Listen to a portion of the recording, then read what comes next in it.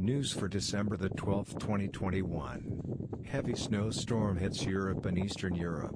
Strong wind, heavy snowfall and sub-zero temperatures are ongoing, and this is taking place at the same time as hurricane hits North America, snowstorms Russia, and hailstorm and typhoons different parts of the world.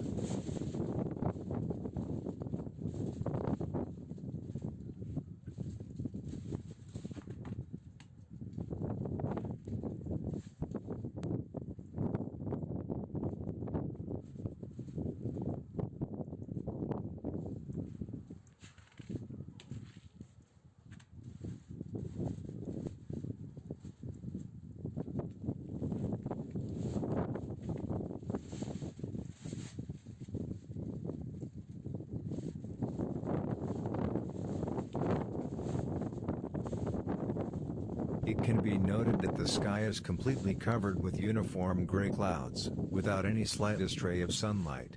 This was observed in different parts of the world, which is quite unusual weather behavior.